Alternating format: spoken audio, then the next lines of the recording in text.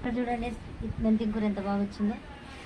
తర్వాత ఇవి అలసందలు, ఇక్కడ వంగనార, కరివేపాకు,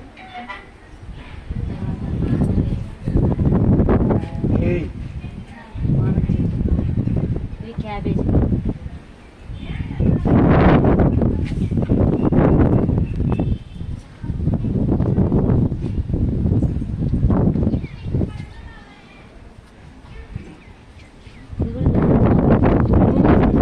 పెద్దగా వస్తాయి ఫ్రెండ్స్.